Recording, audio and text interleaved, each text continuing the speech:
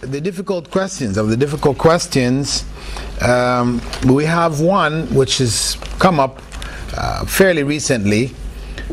People utilizing the general repulsion that society holds against pedophiles, and all the cases of pedophilia coming up here in the UK and in Europe and all this kind of thing. So that has become now a point of attack. Jerry Falwell, one of the evangelists in America, he made this statement on public television that Prophet Muhammad sallallahu alaihi wasallam was a pedophile. He was 53 years old, and he married a 9-year-old girl, right? So this became a source of attack on Muslims, and obviously he got that information from having some intimate information about Islam. The average Christian may not bring this up, because if you haven't studied the life of the Prophet ﷺ, you wouldn't know this. So you may run into it. It just depends if somebody's coming from America, and they were familiar with what was going on in the television, because it was repeated a few times in national television in the US, so that accusation is there. So if they've been influenced by that, then you can hear it. Otherwise, the average Christian has no idea about it, so you may not have to deal with it. But in any case, it's still a concept that we should have a clear understanding of, because each and every one of us has a natural repulsion to a pedophile. And if you actually put the Prophet ﷺ's marriage to Aisha in this context, it does seem to be something which needs some kind of explanation for us to have peace of mind and peace of heart, right? I mean, we may have accepted it automatically, but not really thought about it. So what is the way in which we should understand this? First and foremost, it is important for us to understand it within the context of the time. That in these times, people have set laws in terms of what ages people can marry at and what ages they can't. They have set a certain set of laws where if one has relations with a woman who is, or a young lady who is below a certain age, then they will consider that to be pedophilia. And if she's above that age, then it's considered to be, and it was consensual sex, which is okay. The point is that when you go and look at the numbers across Europe, you will find that it varies from country to country, varying all the way from 12 to 18.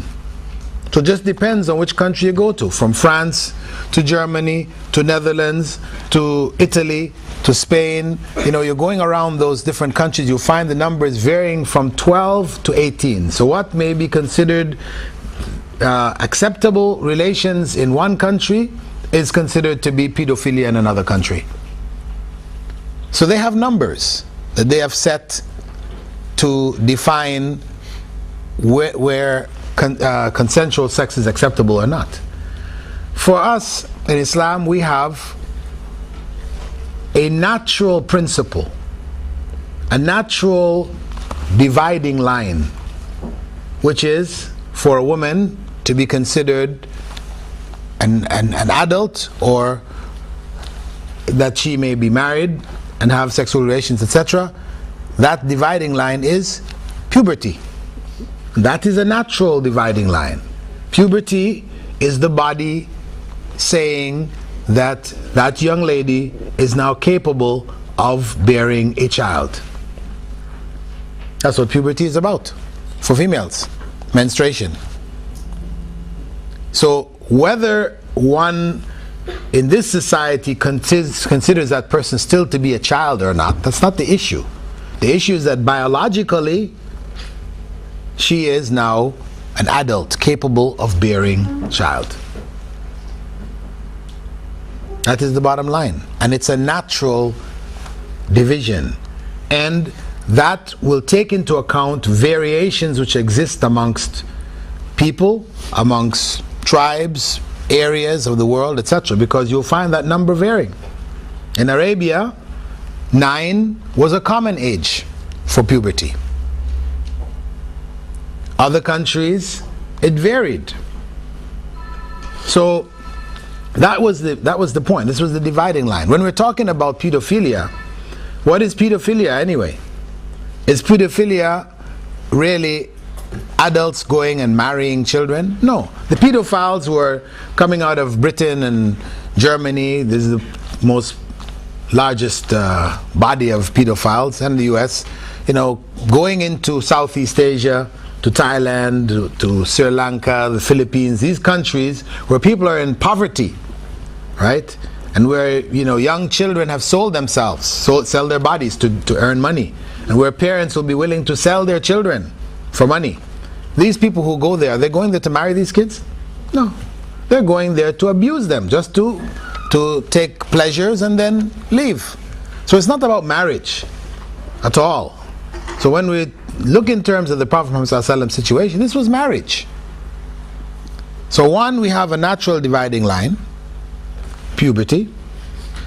2, we have the issue of whether it was marriage or whether it was sexual abuse. And when we consider, really, 1,400 years ago, what were the ages in which people were considered to be marriageable and not? I'm sure, I haven't studied British history or not, but I'm sure if you go back in British history 1,400 years ago and look at the marriage customs of that time, it's not going to be any different. So you would end up having to go back and label the British kings as pedophiles and all these other kinds of things too. So the point is that in the world at that time, they didn't have, they had not set these older ages that we now find 18 and 16 and 18, this type of thing, as they have here today. People matured faster. Life was shorter. If you made it to 50, you're an really old person. You've lived your life out. People died 35 as an old person. 35, 40, you died, then you died an old person. So life was, people developed much faster. As soon as the child reaches a certain age, they were taught the basic things that a person should know, how to run a family, take care of a home, cook, and all the different things that were needed. Children learn that. What we call children today learn that. So where today you can find a woman in her 20s studying in university, she still doesn't know how to cook, she can't iron, she's basically a baby still going to university. This was something in those days inconceivable, right? So the attitudes of society towards responsibility and all this kind of thing have changed. Consider Usama ibn Zayd, who Prophet ﷺ made the head military commander for the Muslim armies. 17 years old.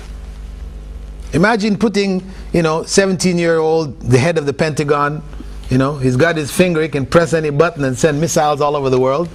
Hey, we would be in World War III in a minute, right? So we know that there was a whole different level of maturity. People matured at a whole different pace. So we always have to look at these things within the context. And then we look at the consequences. People who have suffered from pedophilia in childhood, what about those people when they reach adulthood? These people have problems. They got psychological problems. They're going to psychiatrists and, they've got all kinds of... Who was Aisha? Aisha was one of the leading scholars of the Ummah, the 4th most prolific narrator of hadiths, scholar of Sharia, honored by the Ummah. She wasn't a person with, psychological problems and all this kind of thing. Her life was just shattered. No. So obviously, that whole marriage situation was a legitimate marriage. It had nothing to do with pedophilia in any way, shape, or form. It was a legitimate marriage which produced, positive and good results.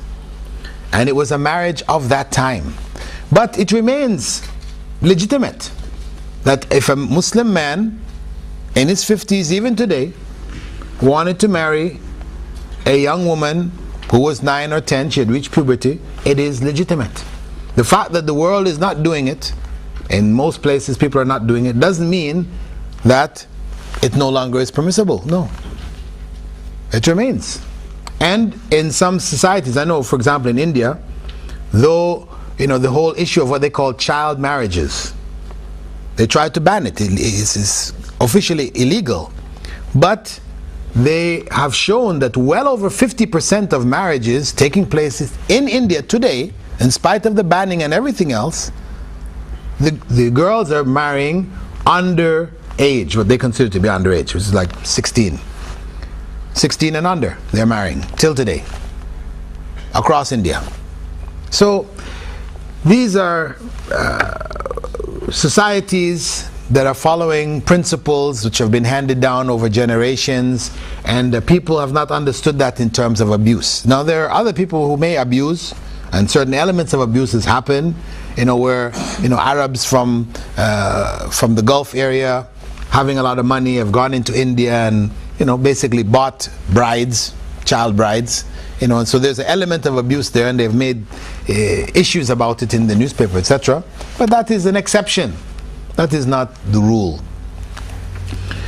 The other point, which is a controversial point, can create some problems, is the issue that Islam permits husbands to beat their wives. Right? This is the heading. There was one imam there in France, right, who got kicked out of the country. Wasn't it just maybe about 6 months or so back? There was an imam who, because they had record of him saying that husbands could beat their wives, and there was an imam in Spain also, who, they made a big thing about it, how he was even describing to the people how they should beat their wives. That's how they put it, right? And big, they wanted to cancel his citizenship and all that kind of stuff, right? Because Islam permits a man to beat his wife, right? As a statement. The reality, of course, is that though Islam permits a man to hit his wife, it is within a certain context. Remember, when we look at Western society today, which doesn't allow even parents to hit their children, we can understand sensitivities, right? Even a parent today is not allowed to hit their child. I don't know exactly what the laws are here in the UK, but I know in America and Canada, they're very, very strict. If you hit your child and your child reports you to the authorities, child welfare authorities, that child will be taken out of your possession, taken away from you, taken out of your home, and you can be charged. So there's a whole different attitude that has developed in the society towards the concept of corporal punishment in general. So naturally the idea that now you can hit a wife, this is something. But we have to stop and say, listen, okay, you're making all this noise about Islam saying that you can hit a wife. And we don't need to go, before we're even going into what are the conditions, the details concerning it, etc. We have to look at it from this perspective. Yes, Islam says a man may hit his wife. But in your society, are men hitting their wives?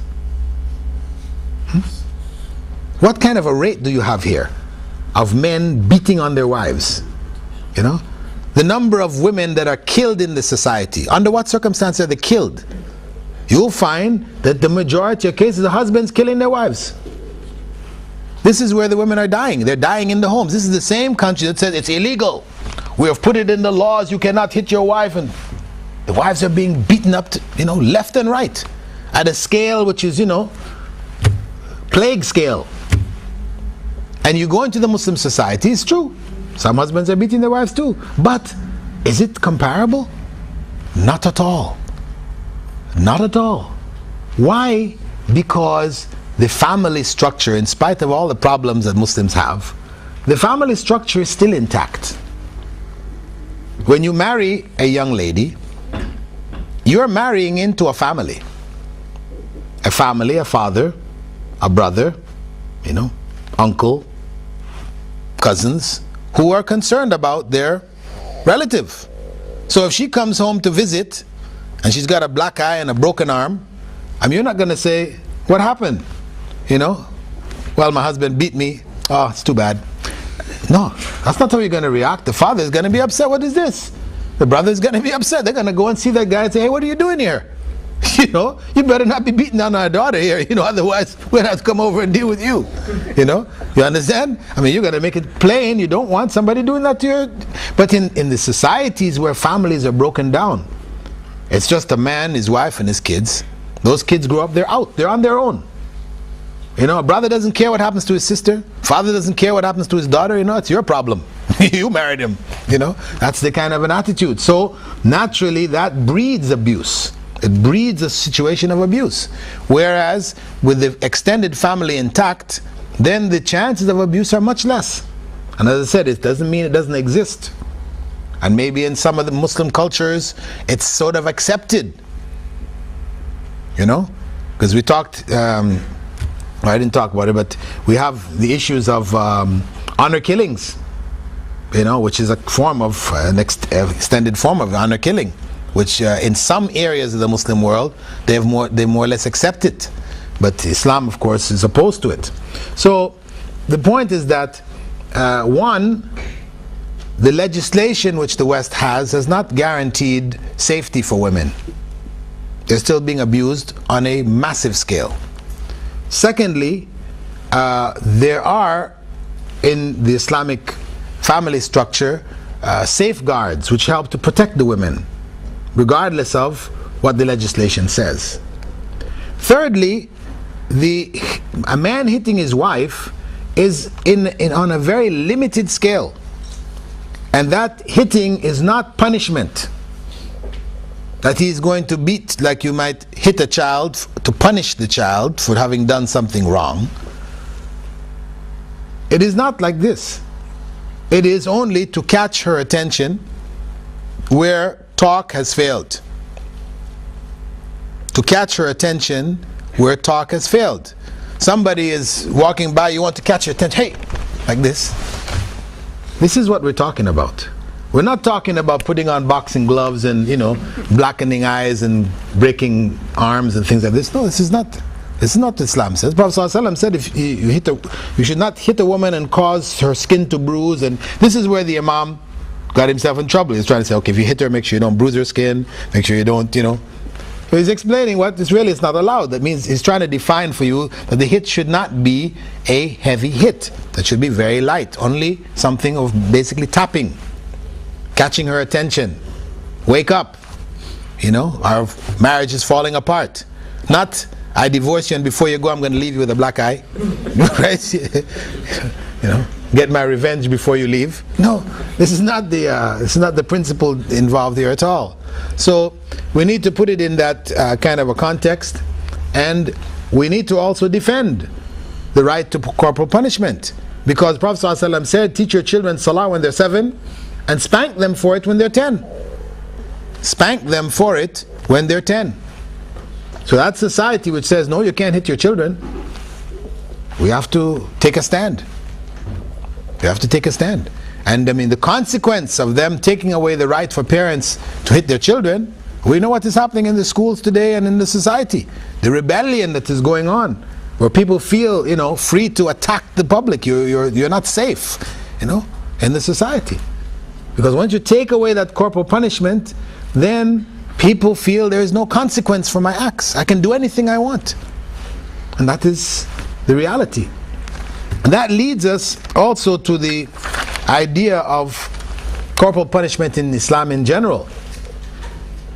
We Muslims still hold that a person who murders should be executed, whereas the UN has already decided that this is unfair, unjust, etc.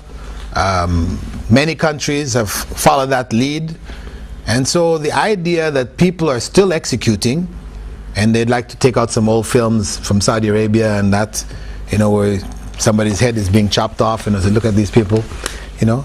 And this idea of corporal punishment, you know, presenting Islam in a very ugly light. We kill murderers. Well, yeah, we kill drug dealers too. You know, we'll kill rapists. I mean, there are people in the society who will be executed. There is a consequence for their acts. Then we have to look to see, in the West, their attitude towards penal punishment, you know, through corporal means, etc., in prison, etc., it has changed over the years. In the beginning, they did recognize that corporal punishment was necessary for retribution. The society should get back at the person who has done a crime against the society. That's retribution. It should also be for deterrence, that a person knows there's a consequence for your crime, so therefore it should discourage you from doing it. And thirdly, it is for reformation, to help to reform these members of the society, where the punishment is not death, but it is lashes or whatever else. However, from the 50s, the attitude towards punishment changed in the West in general, in the US and UK, etc. And they said, basically, they took the position that punishment for revenge, or what they call retribution, or for deterrence, was not producing the results which justified its application.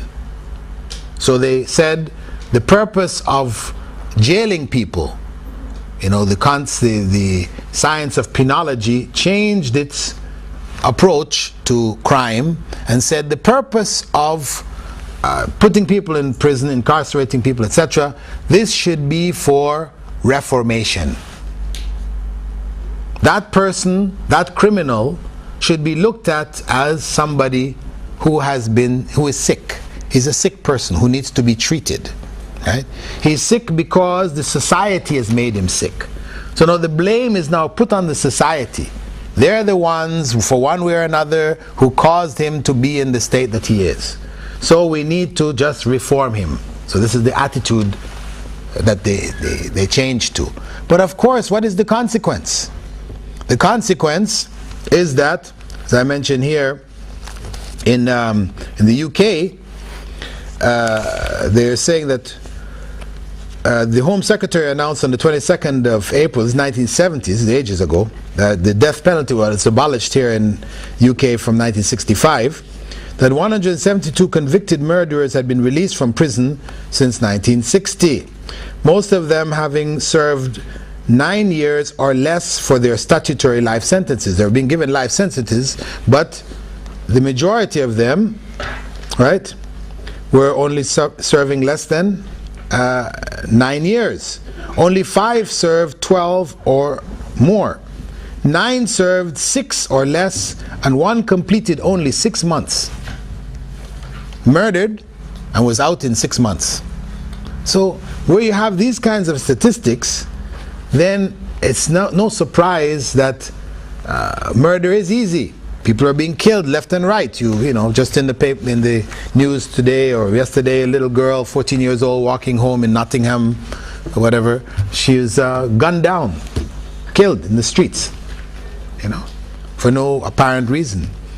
And the overall rate of crime has been rising in the West, in spite of all the technology, all the success they've had in terms of economics, etc. The rate of crime is rising. Practically speaking, in the Muslim world, there are a number of cases, Sudan being one of them, where they introduced the Sharia in the mid-80s, and within months of its application, the crime rate had dropped some 40%. Proven. In Iran also, where they introduced Sharia, I mean, besides issues of Sunnah Shia, but where they introduced the Sharia with its penalties, crime rate dropped. In Afghanistan, where they introduced the Sharia, dropped dramatically. And so we can see there is a consequence, there is a result, a positive result which has come from the application of the Sharia. It is a deterrent.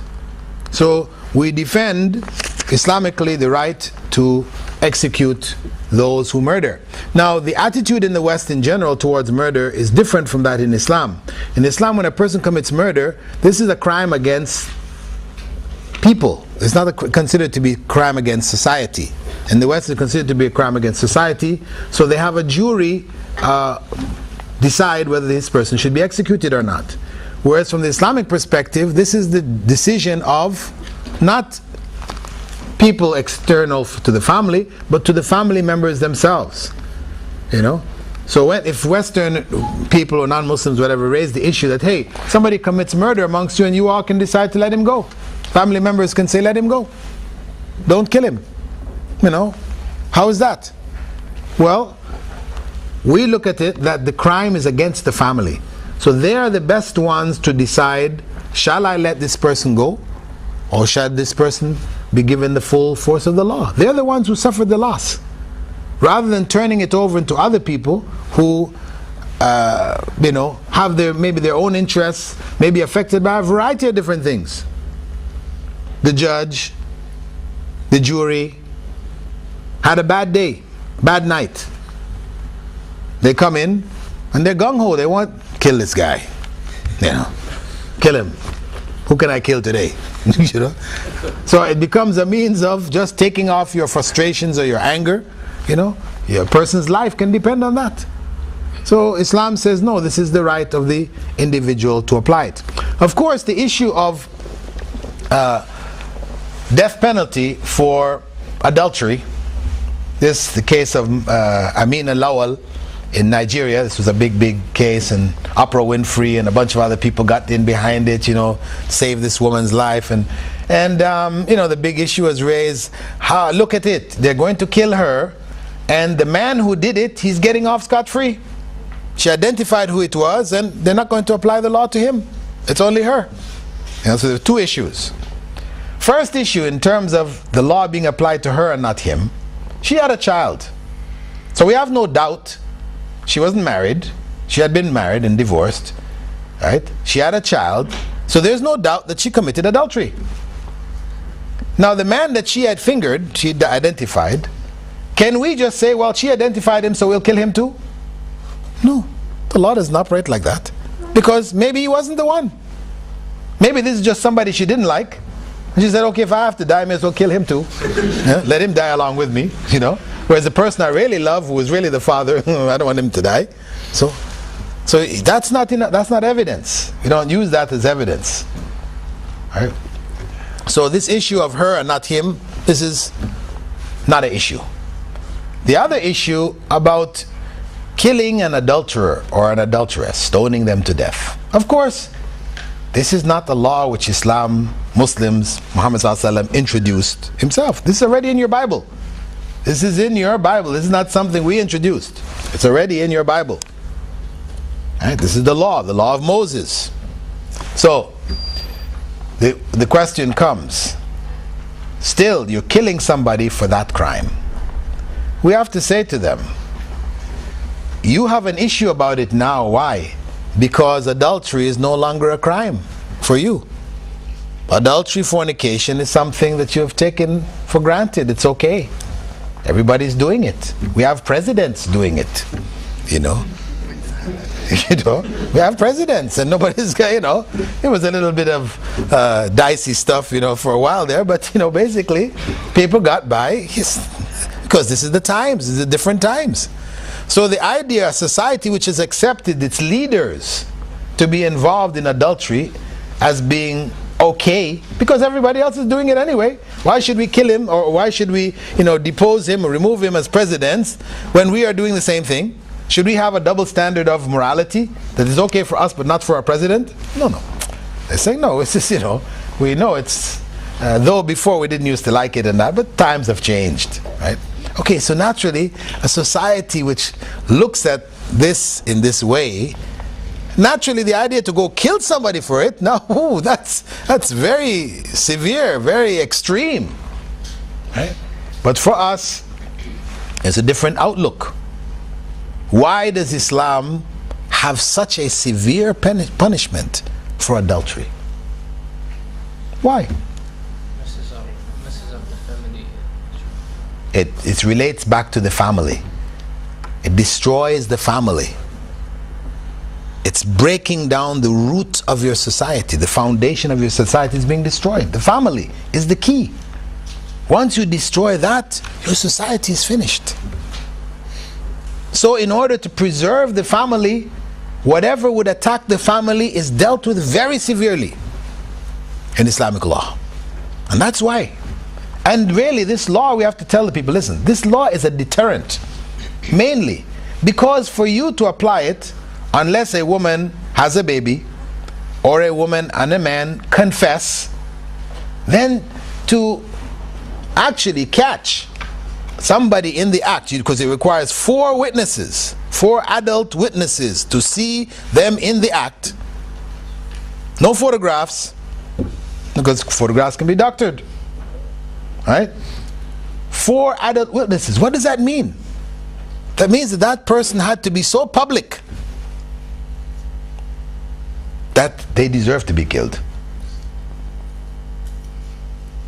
So it is more of a deterrent than it is really a law which is applied on a regular basis. The number of people who have been executed for adultery over the last 100 years, minimal.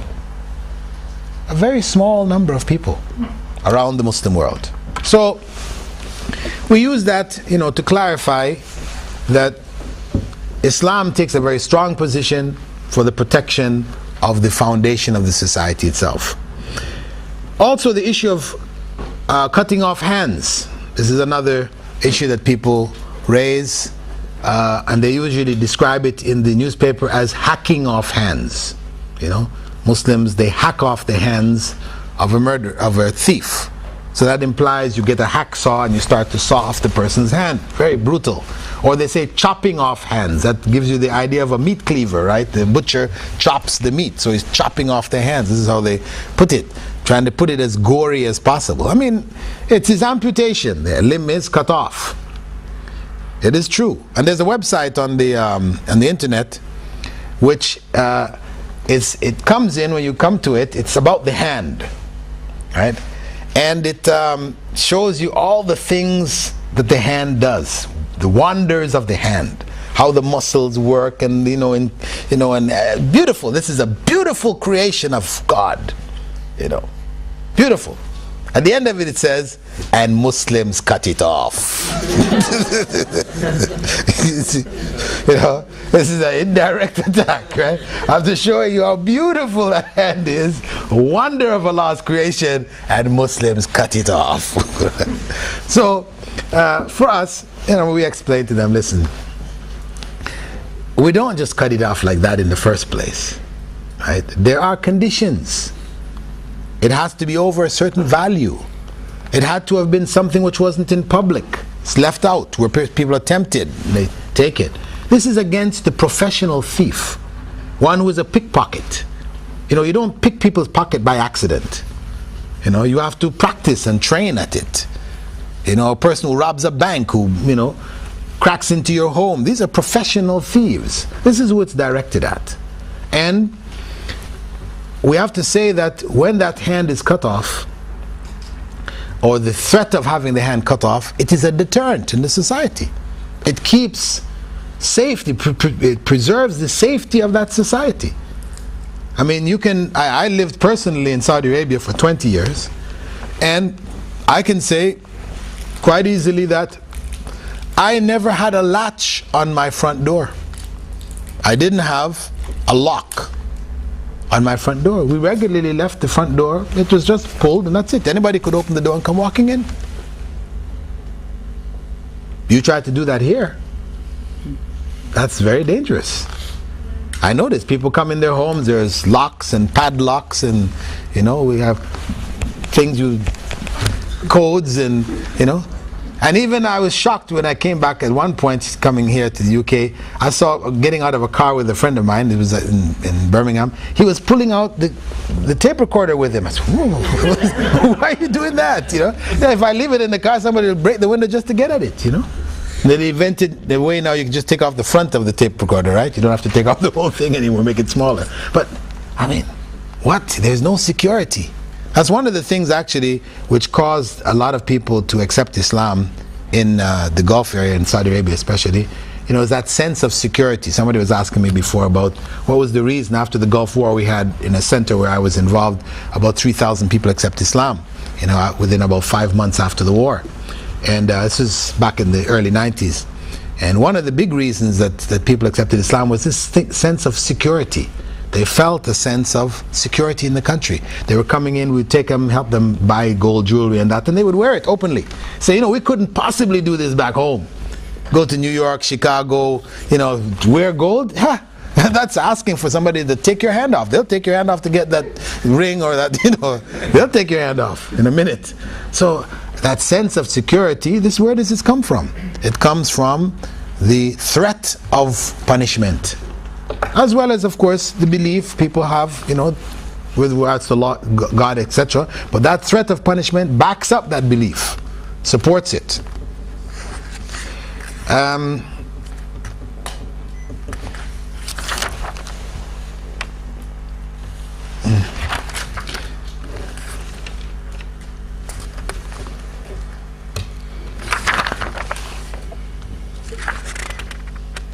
There is one other point which is commonly mentioned in the West, here in the UK and in North America, the attitude of Muslims towards homosexuals. We are labeled as being homophobic, right? You know, we have the unfortunate disease of homophobia, mental disease of homophobia, right? Of course, we have to remind them that the whole of the West was homophobic, you know, 40 years ago. Go back 40 years ago, and homosexuals were hidden. They said they're in the closet. You know, they would hide their homosexuality. They wouldn't openly show it in the society. The average Brit, American, Canadian, you ask them, what's your thoughts on homosexuality? They would say, this is evil, this is corrupt, sinful, bad. Maybe they'll quote from the Bible, it's an abomination unto the Lord, you know, whatever. But by the 70s, the whole talk changed, didn't it? It became alternative lifestyles, right? Personal choices, different strokes for different folks. You know, they have all kinds of names to try to explain that, you know, you do your thing, I do mine, you know, you don't bother me, I don't bother you, you know. This is a whole different attitude. And really in the medical profession that change took place. Because before, back in the 60s, homosexuality was considered to be an illness, a mental illness. And they had treatment for it.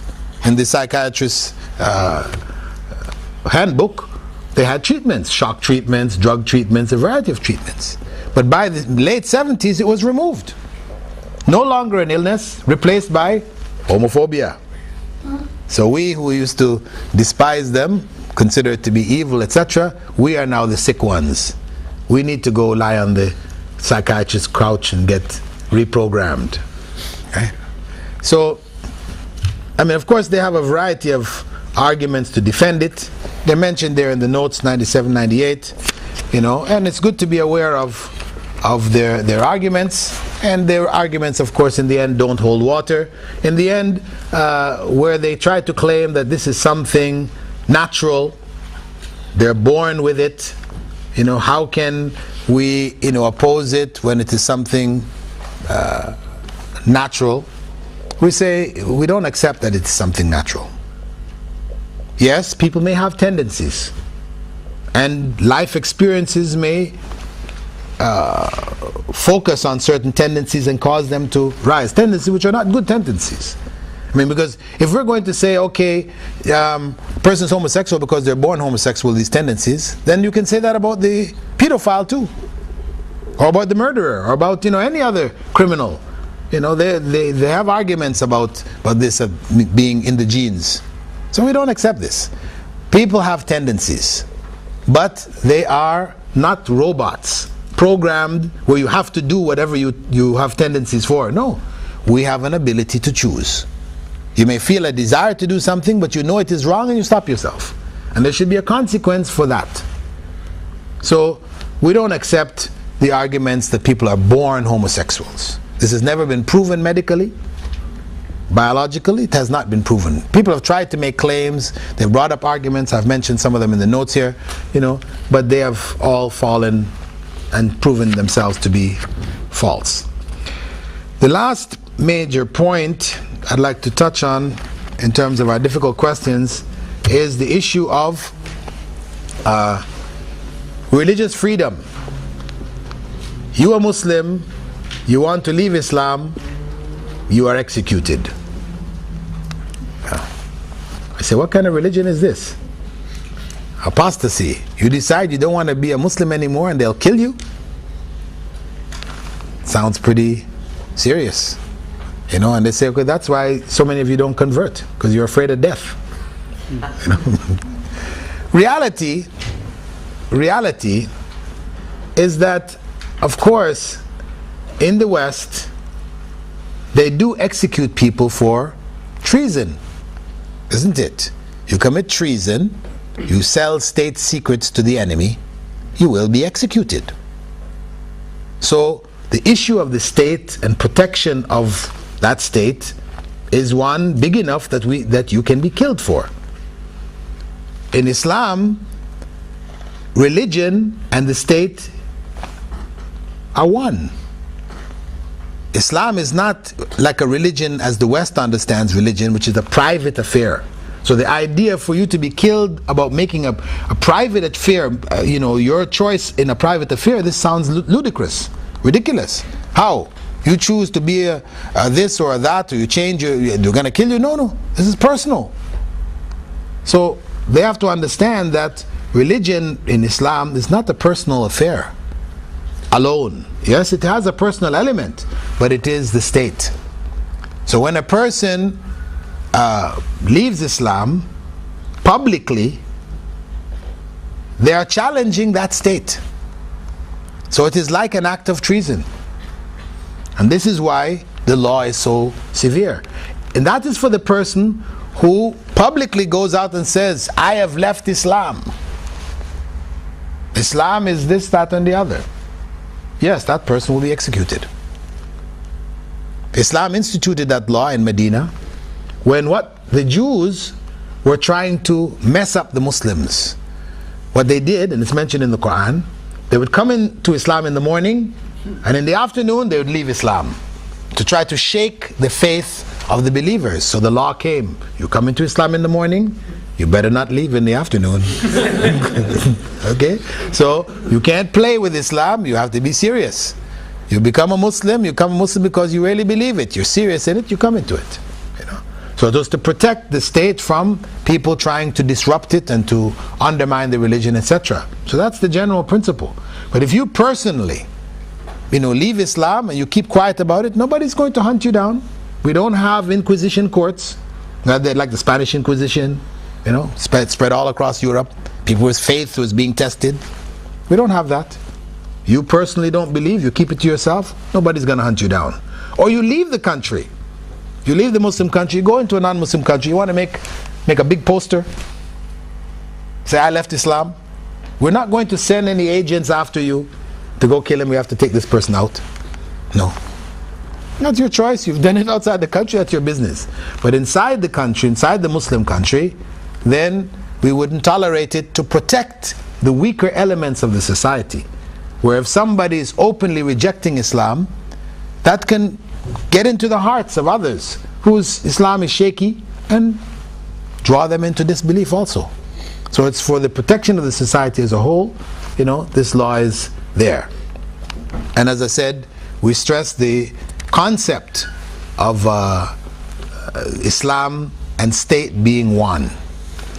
So those are the main points. Inshallah, there was some other issues concerning music, you can read about it. And terrorists and jihad The only thing I would just say concerning terrorism is that one man's terrorist is another man's freedom fighter. You know, when you read the definition for who a terrorist is from the American government, it means that those who did the American Revolution were all terrorists. To liberate America from British rule, whatever, they were terrorists based on their own definition. So it just depends on who is looking at the picture. Of course, there is a general principle that we do hold, that there are some acts which we don't have any doubt that these are terrorist acts, where violence is directed at innocent members of the society, children and others who are not combatants, that this for us is terrorism, not acceptable Islamically. And those Muslims who interpret the eye for the eye, meaning you kill our women and children, we will kill your women and children, they have not understood Islam, because that's not what Islam says. If they kill our women and children, then we have to kill them, the people who did it, not the people, their family members who didn't do it. This is not how the eye for the eye works. Eye for the eye, you knock out my eye, I have the right to have your eye knocked out. Not your brother's eye, your sister's eye, your mother's eye. No, your eye. If you knock out my mother's eye, then it's your eye that needs to be taken out, not your mother's eye. So that's not how eye for the eye operates. So some people have used that to justify acts of terrorism directed against non-combatants in the society. In Islam, where we see that happening, we should not support it. We should recognize and accept that it is not acceptable, it is wrong Islamically, and stand on that. But at the same time, it is important for us to let them understand that there are reasons. Let us not just ignore what has happened in the country.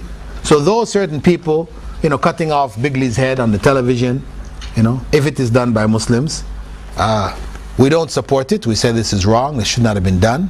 But at the same time, there was a bigger wrong going on, which was attacking Iraq, and devastating that country, killing many of its civilians, etc., etc.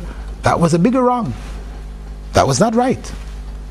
So we don't, although on one hand we recognize where there's wrong, we don't just stop there. We also try to take those issues back to the primary causes and look and see, well, here, there was a bigger wrong here.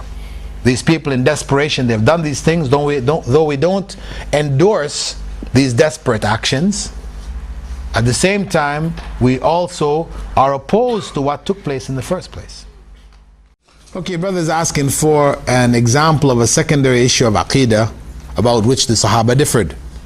Whether the Prophet ﷺ was taken up in Isra bodily, or was it only spiritually?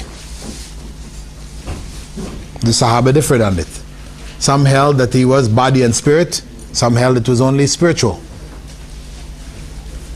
Well, okay, the argument that to give da'wah you must be a scholar, I mean, if that were the case, then بَلِّغُوا عَنِّي وَلَوْ آيَةً would have no meaning. Convey whatever you've learned from me, though it be only a single verse of the Quran, then it would lose its meaning. And that was not the way of the Sahaba. How many of the Sahaba we could say were scholars? There are specific individuals among the Sahaba who were their leading scholars. Abdullah ibn Abbas, Abdullah ibn Umar, etc., etc. But the mass of Sahaba, they gave da'wah. So that argument is a weak argument. But the point is that one knows one's limitation. You don't give da'wah beyond what you have knowledge of. So it's not really related to what you just said, but how is just imagine the da'wah work in Qatar, how is that progressing, and how does it differ to da'wah here? What the kind of things you do? Well, there in Qatar, its situation is different. The approach is different. We have, for example, in different organizations, if we go to the hospitals, for example, where there are a lot of non-Muslims, professionals, etc., giving da'wah amongst them is possible. difficult for you here to just go into a hospital and try to give dawah amongst the hospital workers. It's difficult. There you have at least some structures in the country which will allow and permit you to put up posters and to set up a table or to, give out leaflets or whatever. So that is a positive element. And so we have, quite a good number of people who are accepting Islam on a regular basis there. Focusing, for example, on housemaids. Actually, this is the biggest source of people coming into Islam, or from housemaids, women who are mainly from Philippines, Sri Lanka, who work in Qatari homes. So the Qataris are oftentimes, because obviously it will be Qatari families who practice Islam, are decent examples of Islam, then it has an impact on the people who work with them. So they want to know something. Usually the families don't have any knowledge in their languages to be able to explain to them, so they bring them down to the centers. So we find people are being brought in. You don't have to go out. Here, really, you have to go out to go find people. There, people are coming at you all the time. People are being brought in. So that's a difference in the nature of the dawah there. Our center, actually, we have one center called QCPI, which is a government center from the Awqaf, which focuses on dawah into the families and the housemaids and all these others. And then there's also the center I'm with, Qatar Guest Center. We have two focuses. One, which are a series of lectures on Aqidah, on Tafsir and so on, so which is for both new Muslims and Muslims who have been Muslims for so many years, to increase their knowledge of Islam. So that is an ongoing program that we have. And we also have this dawah training program. So what we'll do, for example, we just finished a course for female doctors at Hamad Hospital, one of the big hospitals there. Every Saturday we had 2 hours for them, and we taught them the same complete course. And then they would, in turn, be involved in dawah, because being as a doctor, you're in a very critical situation, to be able to give dawah to people. People are they're vulnerable in that sense. So that makes it much easier to give them dawah.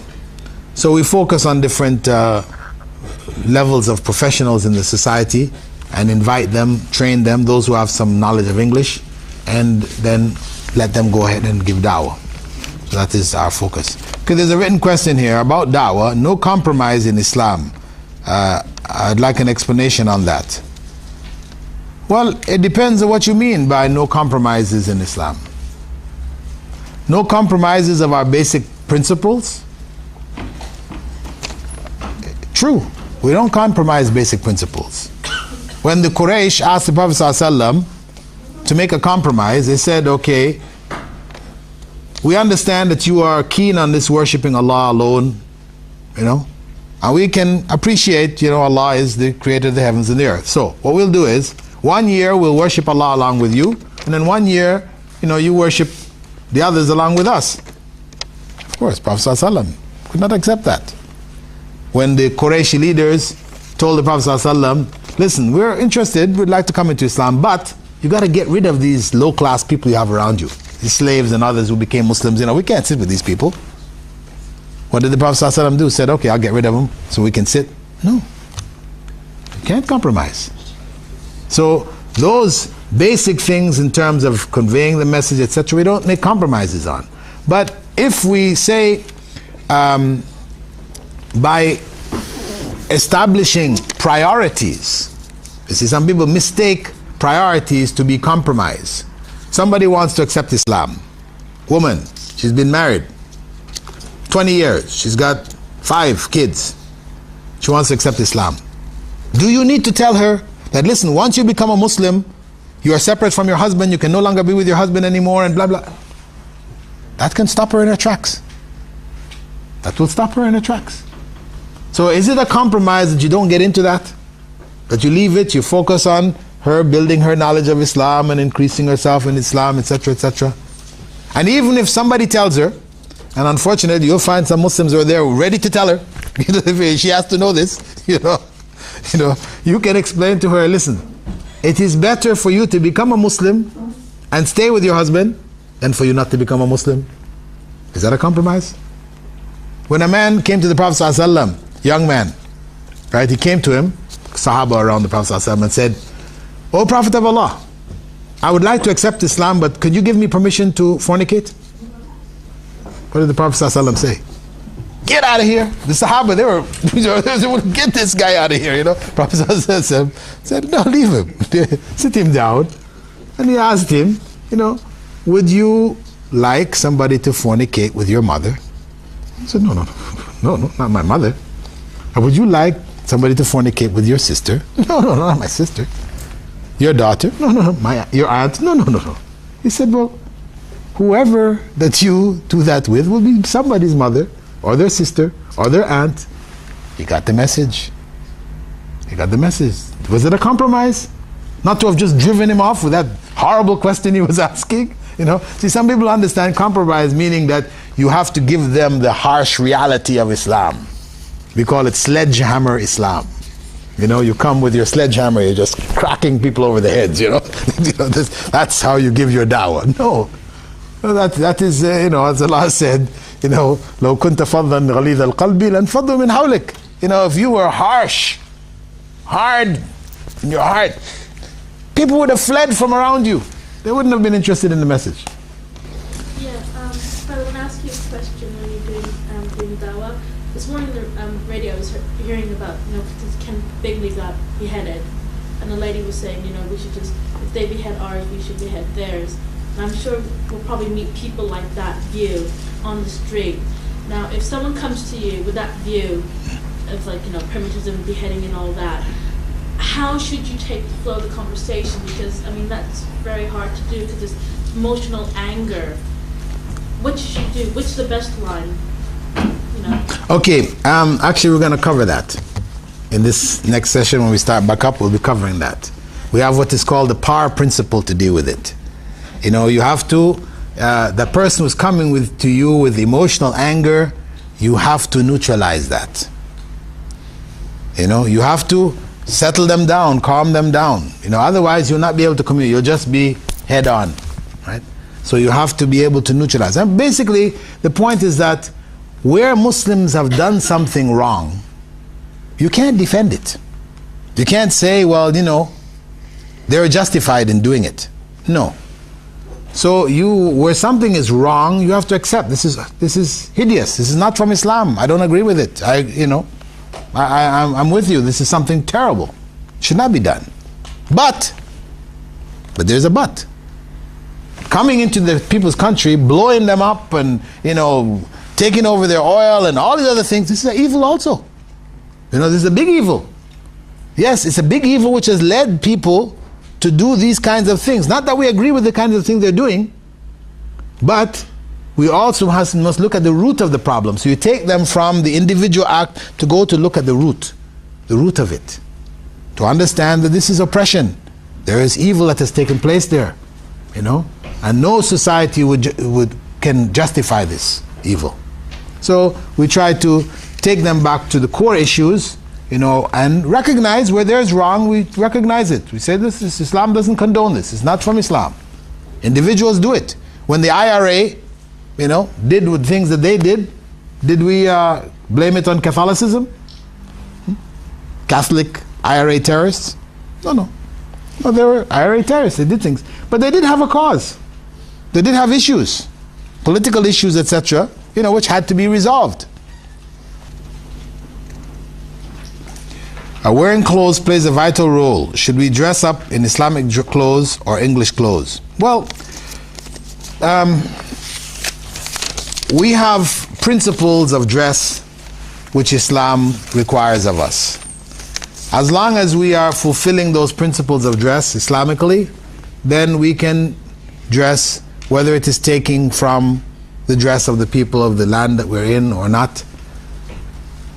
As long as that dress is not unique to them, specific things that they wear, which are accessories, like ties, for example, for men, you know. It's an accessory, it is not a necessity.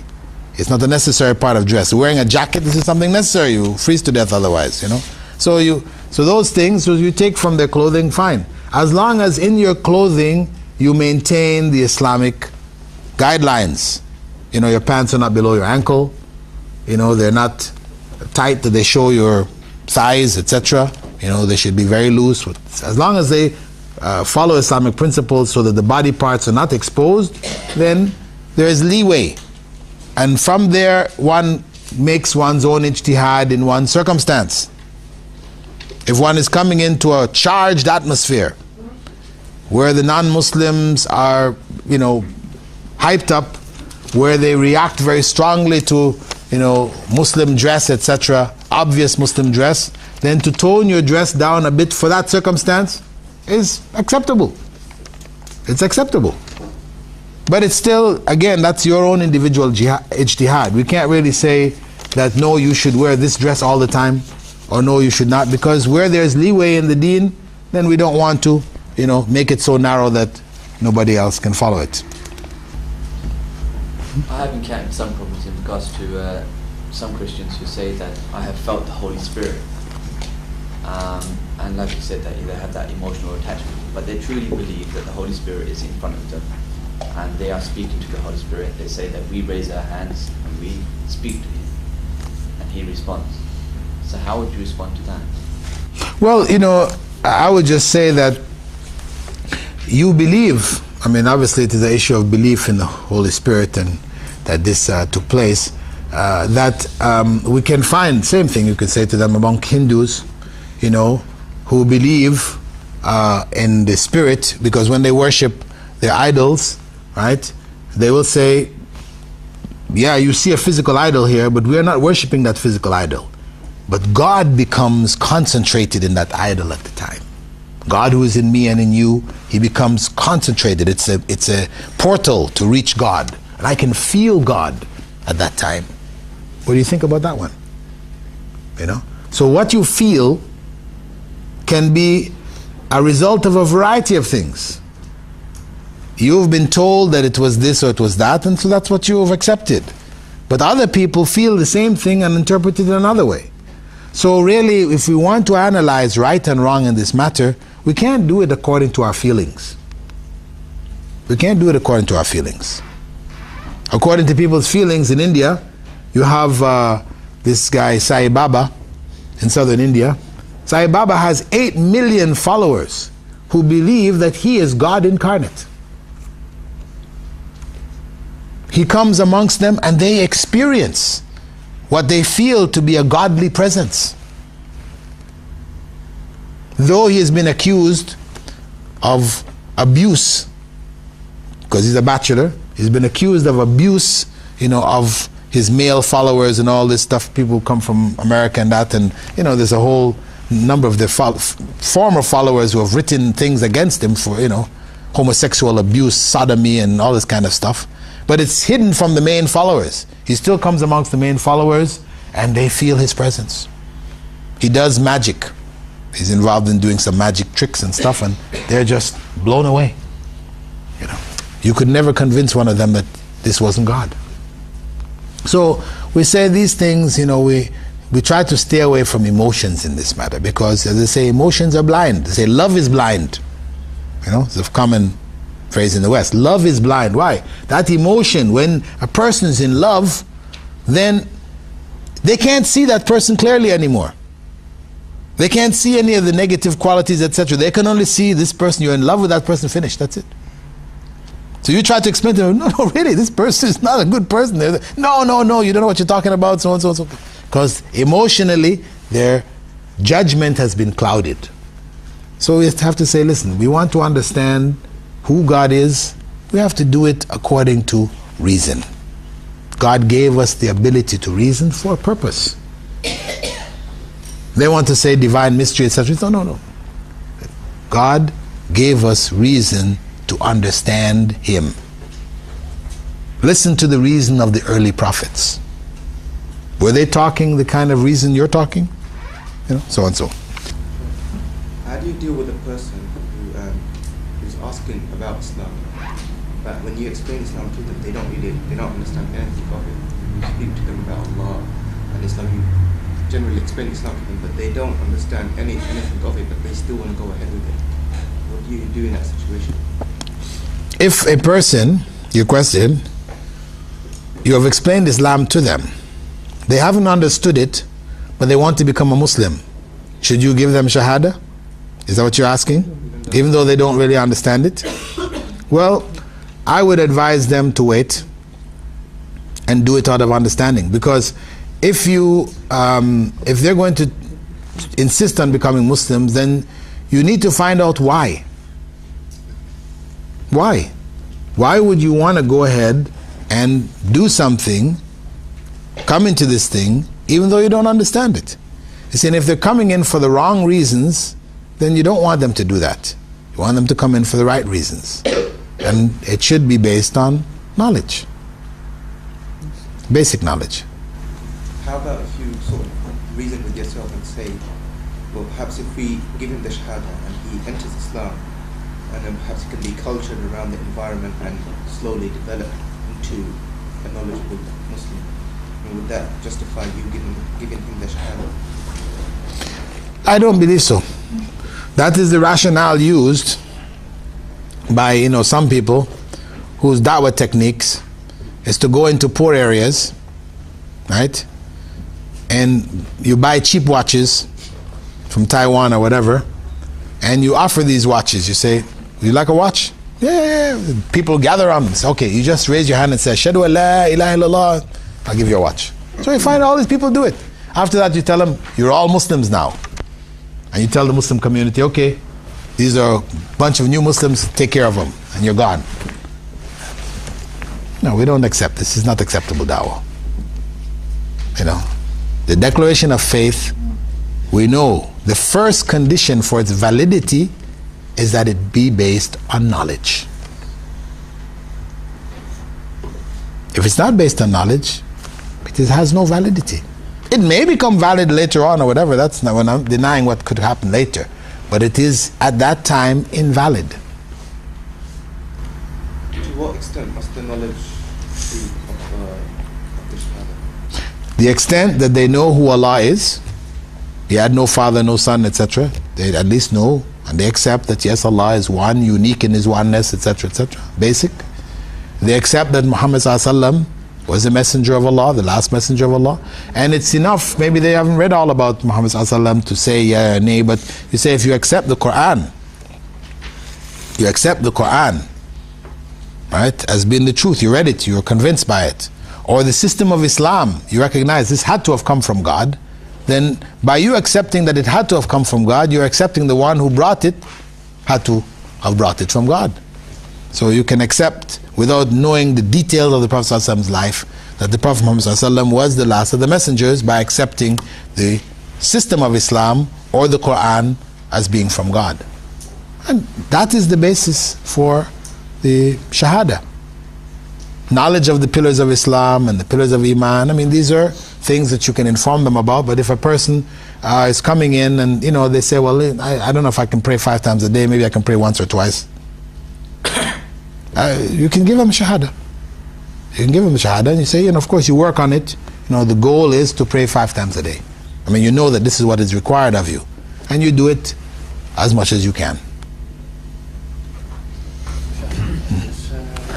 The most important thing is that sincerity first, that the person, even though he might not have a complete knowledge of Islam, but he might have just one point which made him sincere, out of sincerity to accept Islam.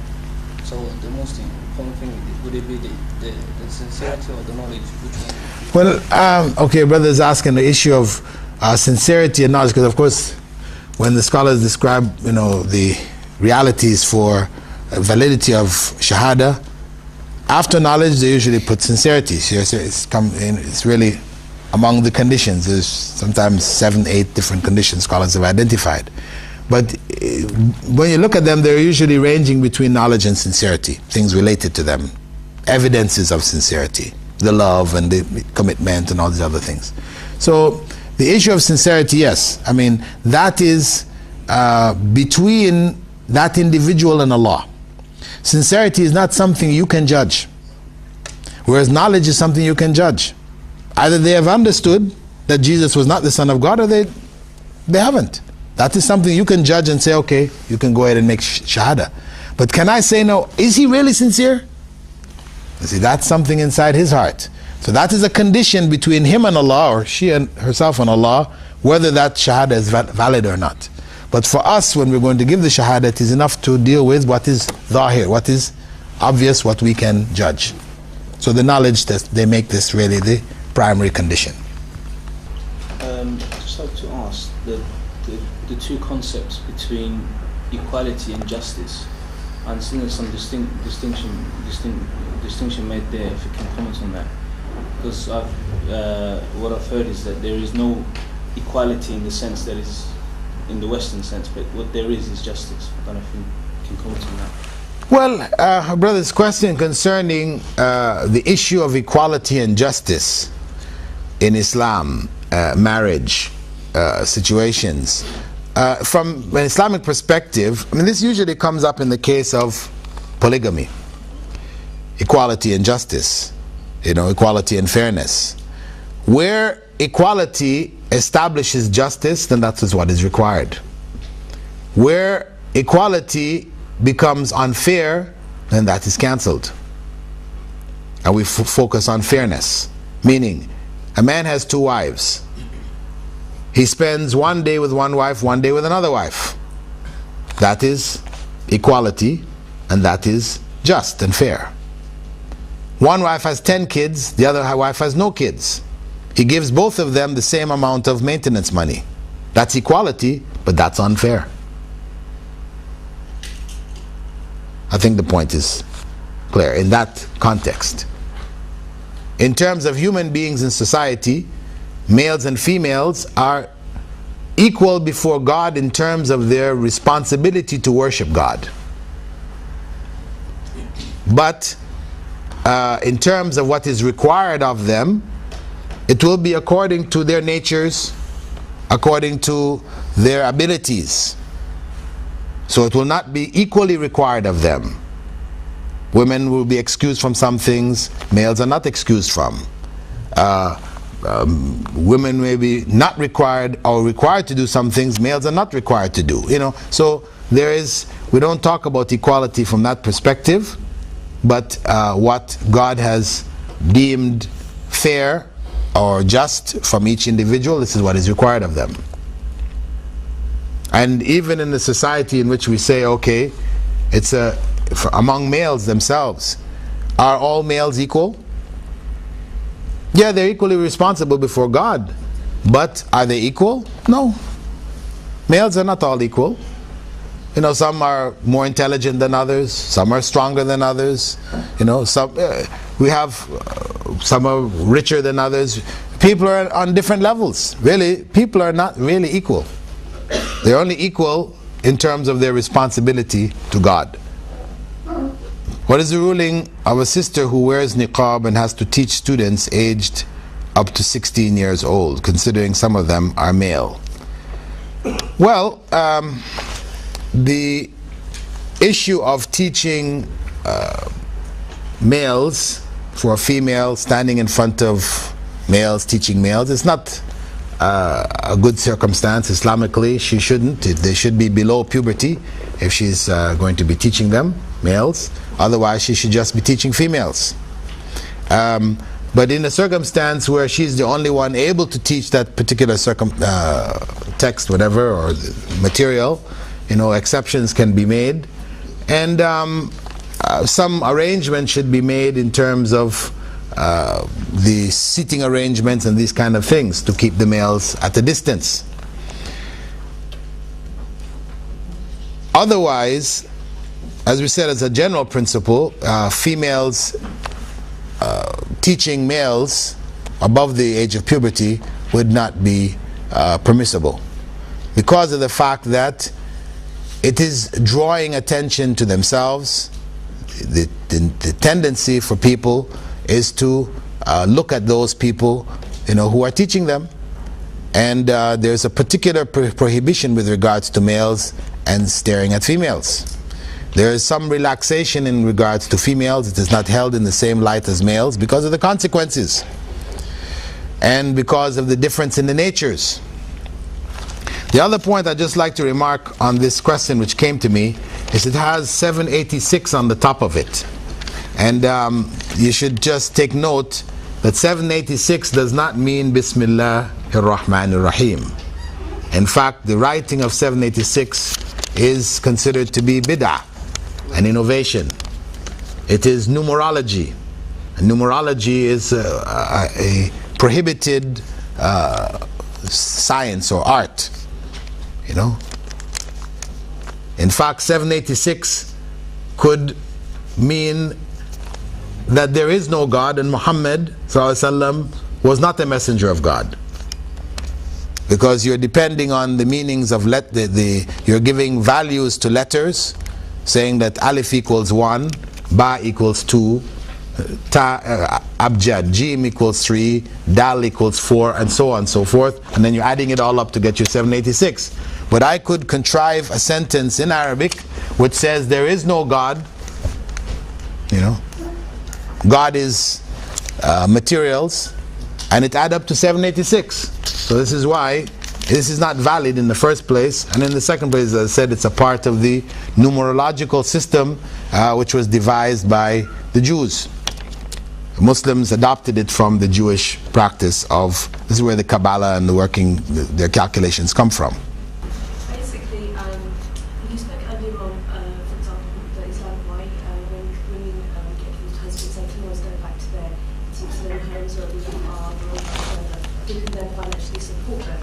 However, what in the case where they don't have either, say, a father or a brother or someone who will not financially support them? Under Islamic law, what is available to the women? Well, as the Prophet ﷺ had said, that he is the guardian for one who has no guardian, right? That he provides maintenance and he inherits. That the woman who has no guardian, then the state, and the representative of the state would be a judge or whatever, or if it's a community, the representative of the community becomes the guardian for that woman, and through that guardian she would be looked after, and if she died and left something behind, the state or the community would inherit that and distribute it according to need.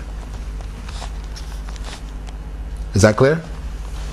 However, what if, in, say, for example, in today's society, the state cannot necessarily always fully look after somebody in terms of providing housing, in terms of providing a certain amount of financial support, because she may, in certain cases, be limited to what she receives. It may not be sufficient for her.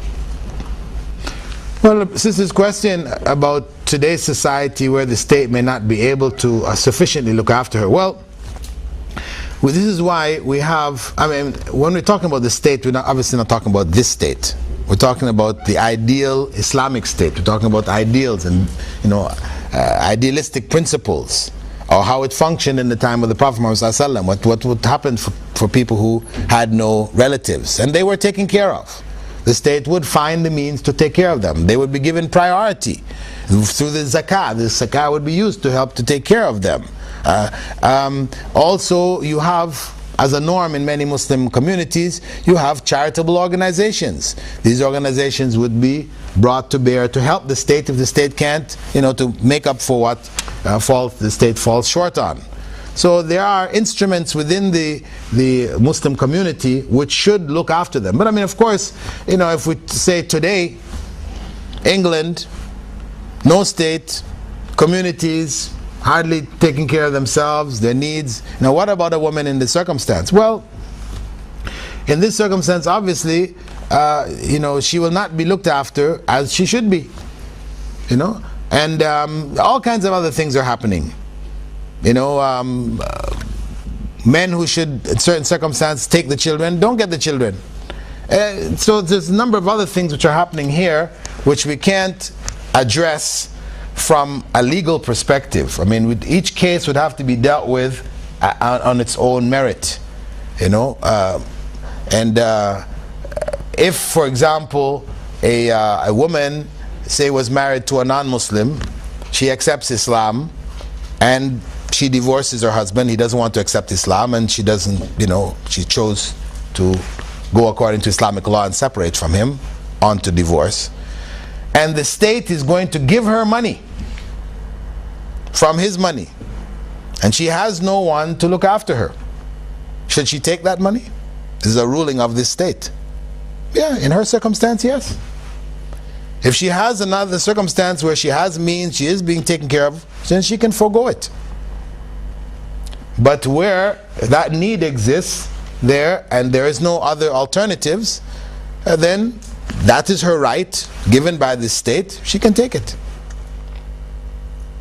So as I said, we'd have to look at it on an individual basis, and what we're speaking about are basically ideal circumstances in the Muslim communities.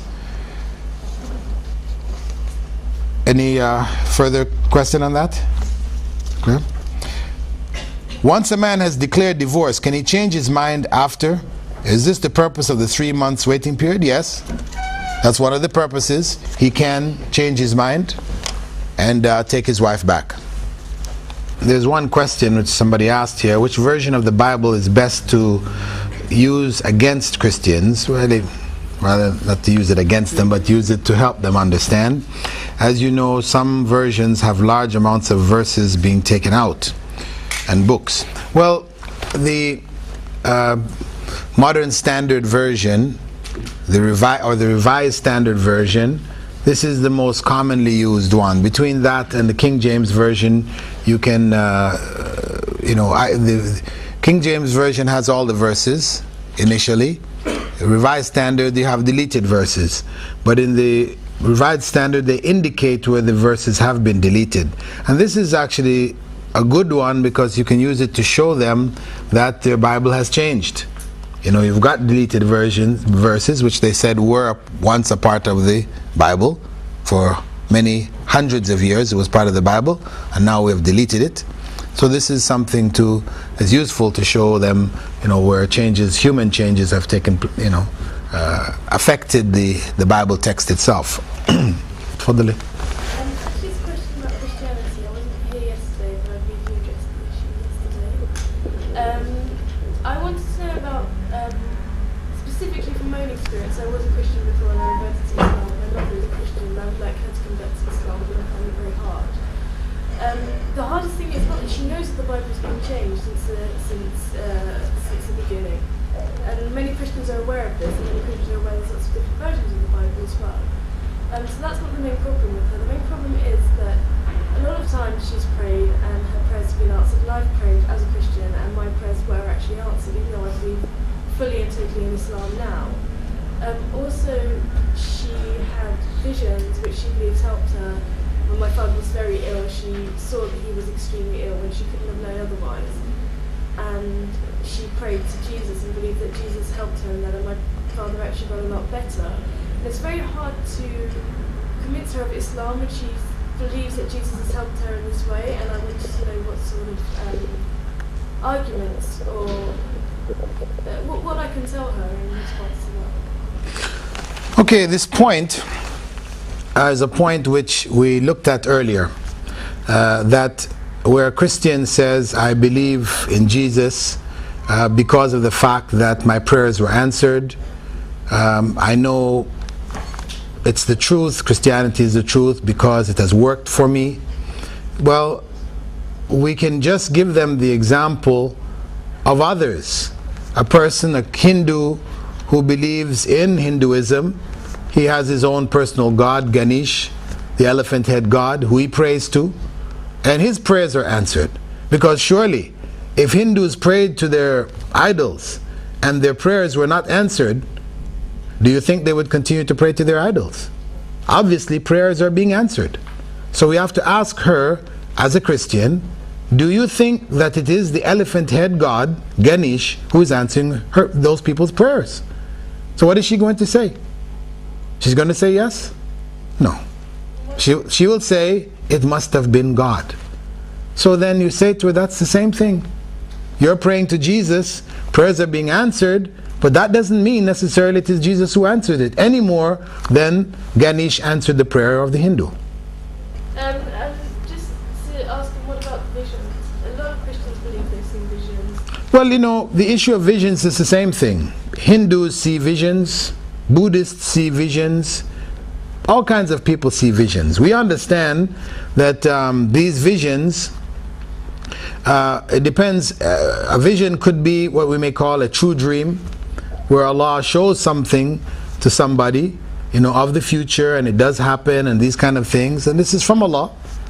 Or they could be actual apparitions, where people, groups of people have seen Mary and the Christ child appearing before them, these kind of things, statues of Jesus with the, tears coming from the eyes, and all these kind of things happening.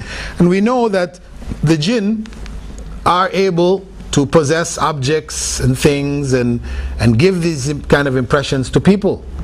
So this happens in all societies. It's not unique to Christian society. So if we're going to accept that as evidence of the truth of that, then we have to accept it for the other religions. Jesus being the begotten Son of God, what do they mean by that? Well, begotten means that one has been given birth to. That's what begotten means. Born of. Right? Which takes it away from symbolism, meaning literally, God gave birth to that son. That's why they say the only begotten Son of God. Son of God, they say, okay, yes, God referred to many. Adam is a son of God, a number of others. But begotten Son, they restrict it to Jesus. However, even the term begotten has been used in the Old Testament with regards to others besides Jesus. And for us, as we said before, our response to that is, what do gods have? How do we deal with the issue of the modernist Orientalists? Are they both of the same kind? How do we give them Dawa? Well, the modernist, meaning a person who wants to give a modern interpretation of Islam for the 20th century, we have to point out to them that Islam is for all times. That what Allah has prescribed, if it's right, if it is the final message, then it is for all times. This is what makes Islam unique. If it is about changing and modifying Islam, then what's the difference between Islam and Hinduism and the other isms that are constantly modifying themselves? Right? So it loses its uniqueness. If we will modernize Islam, it loses its uniqueness. It loses its divine purity. It is now becoming defiled, because once human beings step in and start to make changes, then they're making changes according to their own interpretations, which are limited and will make mistakes. So they're introducing mistakes into the system of Islam. Hadith, all my ummah will be forgiven except those who speak about their sins. What about somebody who is giving da'wah and talking about their previous life prior to Islam? They mention, I used to drink and fornicate, etc. Is this included in this? Well, if one explains this, or elements of this, one doesn't need to go into details. One can say, well, I was like everybody else, doing similar things, that young people do of this time or whatever. Better to talk in general terms than to go into specifics. And this is where it has some benefit. You're trying to relate to an audience, let them know that you didn't live in a place where these things didn't exist, so you're well aware of it, so you use it from that perspective. Otherwise, if it's not needed, then it's better to avoid it. And the main idea behind that is that for a person to speak about sins and specifics, then you are talking to an audience that may not be involved in those things, and now you've put it in their heads. So it's better to keep whatever. And that's why, if you have a bad thought, an evil thought, even a bad dream, Prophet ﷺ said, don't tell anybody.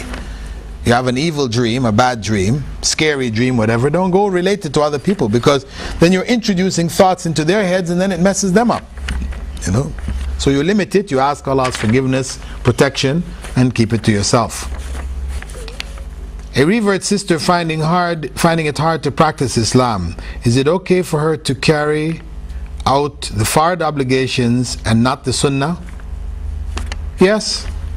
The fard obligation, the fard, which is the obligation, this is what is required of her. The sunnah is additional. So that's what we're encouraged to do. That's additional reward. If a person, even if they weren't having difficulty, if they decided today I'm not, after Fajr I'm in a hurry, I'm not going to do my, after Dhuhr for example, I miss sunnahs after Dhuhr, or after Isha or whatever, due to some other things I have to do, there's no sin. There's no sin on it. People sometimes mistakenly teach that, for example, Isha is like 17 rakat or something like this. So people are learning, the prayer as being, but really Isha is 4 rakat. That's what Isha is. All of the others are voluntary prayers, which you may do for additional reward, or if you didn't do it, there's no sin against you. Isha is 4 rakat. Maghrib is 3. Asr is 4, Dhuhr is 4, and Fajr is 2. That's the bottom line. And we know a man came to the Prophet ﷺ and asked him, what is on me? The Prophet ﷺ said, you have 5 prayers in a day. And if you wish, you can do additional prayers. And the man said, no, I'll just deal with the 5 in the day. Then he went on to say to him, then you have the fasting of Ramadan. And if you wish to do, the man said, okay, I'll deal with the fasting of Ramadan. He went on through the different fard requirements. And each time the Prophet ﷺ began to express a sunnah, the man stopped him. And then at the end of it, the man said, okay, that's it? He said, yes. He said, I'll do no more and no less. And then he left. As he was turning away, the Prophet ﷺ turned to the other companions and said, he will enter paradise if he's truthful. He will enter paradise if he's truthful.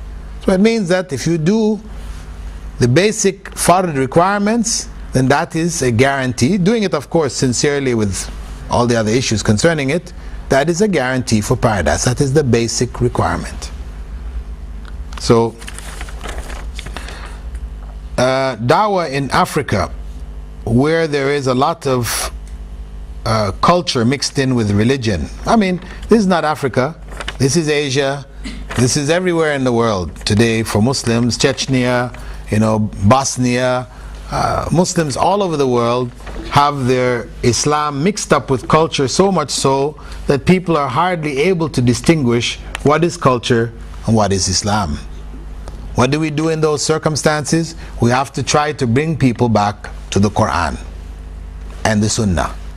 Get them to go back and to read and to understand the deen from the Quran and the Sunnah. If we get them to learn the deen from those sources, then that will give them a foundation to correct up the cultural baggage which they have inherited and which is blocking them from implementing certain aspects of Islam. Okay, question, what is the ruling about music in Islam? Actually, this is in the book. One of the topics that we should have covered, but we didn't have time to. I'll just say briefly that the basic ruling on music in Islam is that it is halal. Basic ruling on music in Islam is it is halal. But certain types of music are haram. Unfortunately, that type of music which is haram is the most popular music today. You see, this is where people get this idea, Islam is forbidding everything. Everything we like to do is haram. Well, actually, the majority of things are halal, and the things which are forbidden are few. This is very important when people bring this thing to us, say everything is haram for you guys. No. Everything is halal for us, except for a few things. It's the issue of, as they say, looking at the glass as being half empty or half full. Right? For us, the vast majority of things are halal. For every haram thing, there are thousands of halal things. But what happens is that shaitan has made the haram things the things that people feel I have to do. My life is incomplete without doing this haram. right? You know, it becomes the most attractive, the most pleasurable, the whatever. You know, it seems like that's where all the fun is, in the haram. You know, reality is that the halal is huge, and there's way more fun there. But we have just been indoctrinated. We have been, you know, brainwashed by the media, the society, that this is where the fun is. So,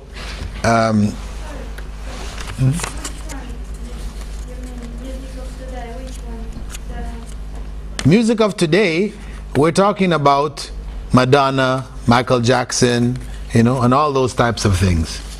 All those, the common music, even classical music, you know, Bach, Beethoven. People say, oh, but Bach, Beethoven, and we can understand Madonna and Michael Jackson, but Bach, Beethoven, you know, this is very, you know, but hey, Bach, Beethoven was the rock music of the 15th century. Huh? It's just times have changed and people are not doing what they used to do to it. But in those days, that was the dance music. They were doing their dances, and you know. So the point is that wind and stringed instruments, the Prophet ﷺ forbade wind and stringed instruments. So where the music is produced by the voice, singing, or by the duff, which is like a hand drum, this is permissible. Anything beyond that, the hand drum just produces what? A beat, gives it some kind of tempo, whereas the voice produces the musical element.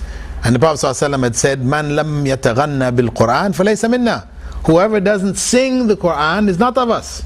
So we understand singing is halal, and we know so many other evidences. So the point is that music is permissible, but a certain element of it has been made forbidden, and it is because of the quality that that element has in captivating the hearts. It captivates the heart. It is the Quran of Shaitan, Satan's Quran. And when it captivates the heart, then it blocks that element, that part of the heart, from accepting the Quran of Allah. So this is what? There's a struggle over the hearts there.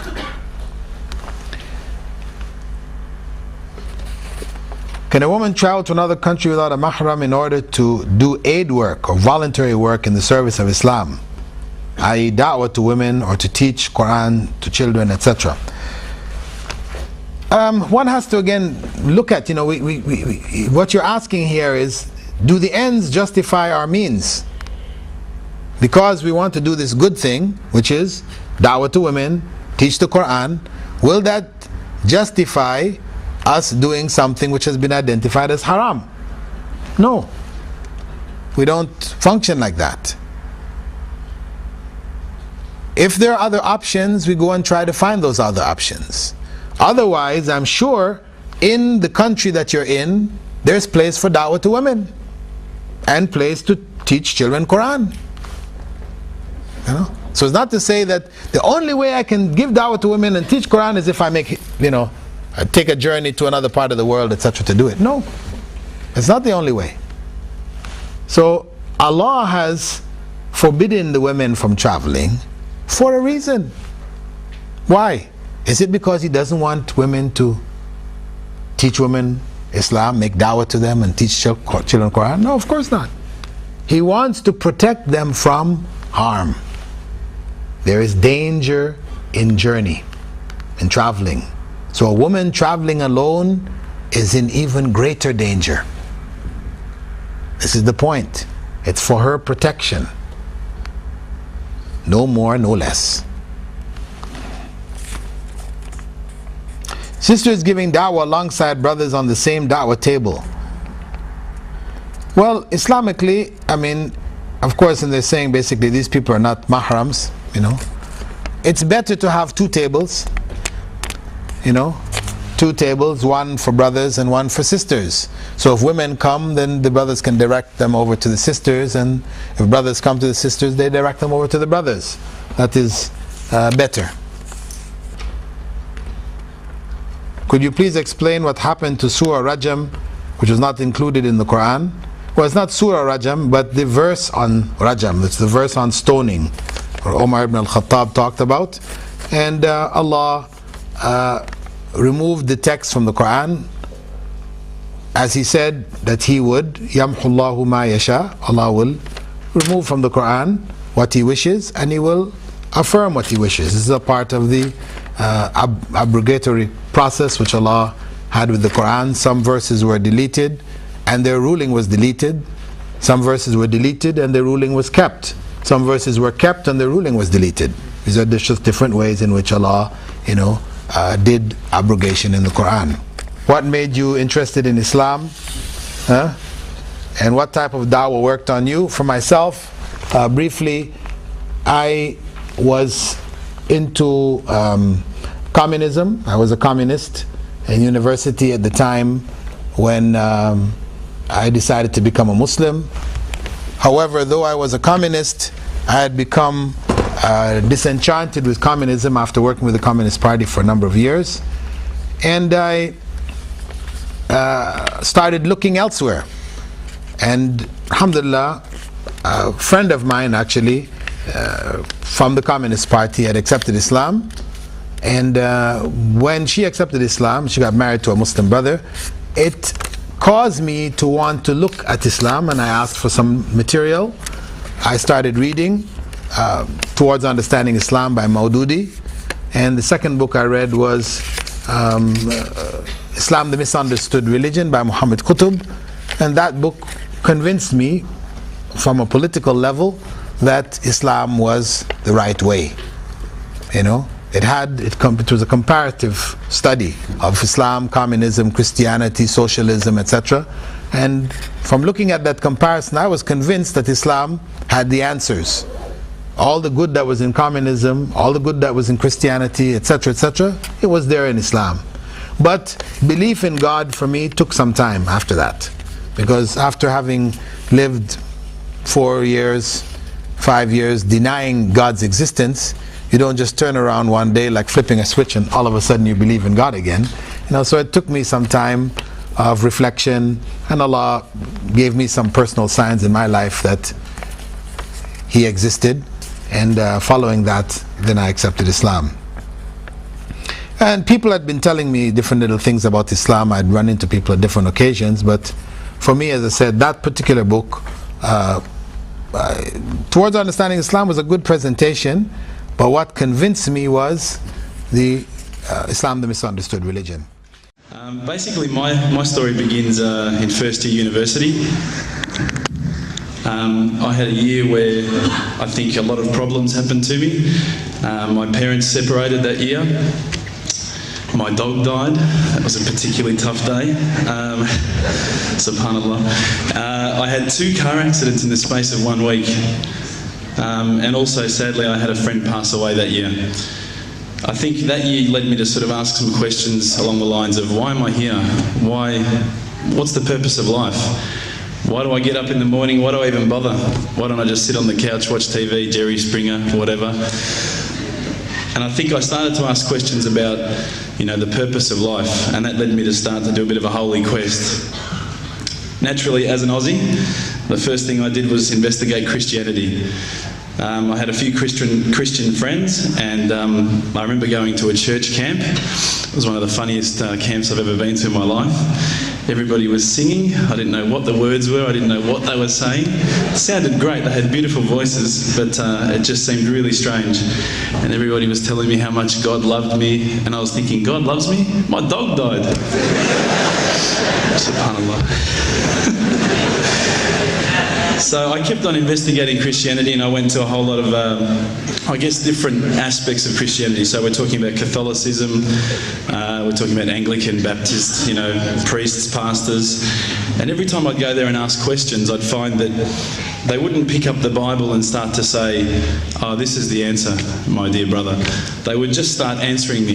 They would just answer from their own opinions. And I started to realise that there was a lot of interpretations of Christianity, and a lot of people had their own interpretations, and one priest from one church was believing one particular aspect of Christianity whilst another was proclaiming another.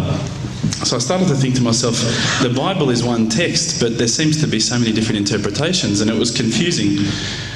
At the time, while I was in first year university, I was also working in a service station, one of my part-time jobs. And one of my colleagues was a Hindu, was an Indian Hindu, and we'd regularly change shift. And at that time, I was very inquisitive, and I'd say to him, "Dude, what's the deal with the elephant head guy? You know, what's the deal with that? You know, why has that guy got an elephant head?" And he's going, "Oh, that's Ganesha. You know, this." I said, "But couldn't you have chosen like a lion's head or something a bit better?" We'd have, you know, these really deep theological debates while people were buying petrol. And I'd be saying, "Yeah, but why, bro? Here, $5 of gas, thanks, mate. Yeah, no problems." And again, I found that was very hard to stomach. So I sort of investigated a little bit further. I had a good friend of mine was a Mormon. And I found that this religion actually appealed to me the most out of all of the Christian religions, the Church of Latter-day Saints. They were quite strict. They don't drink alcohol. They don't drink caffeine. So unfortunately, Coke's out, guys, because I know Lebos love Coke. But again, you know, there was that leap of faith I felt that I had to make to embrace this religion. And I found that, you know, I wasn't just into making a leap of faith, I wanted proof. I also investigated Judaism, would you believe? And my original name before Abu Bakr is Reuben. So if you've probably seen all the movies, you've seen Reubenstein. At the end, they probably thought I was Jewish. So they thought, "Oh, this guy's, you know, one of us." But again, you know, I just didn't find what I was looking for. Lastly, I probably looked into Buddhism, and I found that this was probably the religion that I was going to choose. I thought, look, this is great. You know, there's so much. You know, people at peace here. They seem to be really switched on, and they seem to be living one with the world, and that's what really appealed to me. But the more and more I looked into it, I guess I realised that it wasn't a religion of God. It was just a nice way to live. One of my friends, one of my close friends, who's a Christian, would you believe, said, "Tell me the religions that you've investigated." So I went through them. I said, you know, Judaism, Christianity, Catholicism, Buddhism, Hinduism, da-da-da-da. He goes, "What about Islam?" Islam? I go, "They're terrorists. I'm not going to investigate that religion. They're crazy. Why would I even look at that religion?" But lo and behold, I found myself walking into a mosque one day. This was my eternal quest. So I walked straight in, shoes on, straight across the prayer rug. There was a brother praying. I walked straight in front of him. As he went to go into sujood, I almost stepped on his head. Subhanallah, I didn't have any clue what I was doing. I looked over and I saw this brother. You probably know this guy. This is Abu Hamza. He's come here and he's lectured a few times. Subhanallah, I call him Abu Da'an because he's got a very large beard, mashallah. He came walking out towards me and I thought, today I'm about to die. This is the last day of my life. I'm a dead man. I'm a white boy in Lebland. What am I going to do here? I'm dead. He came walking across as though he just walked out of the Sahara Desert. Big abaya, big beard. But subhanAllah, the first words he said were, "G'day mate, how you going?" If only he had the can of VB, it would have been perfect.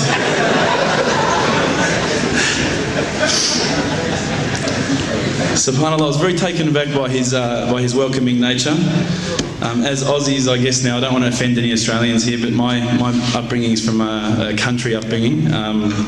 My parents raised me as an atheist. They were raised as Christians. They were dragged along to church every Sunday, and they hated every minute of it.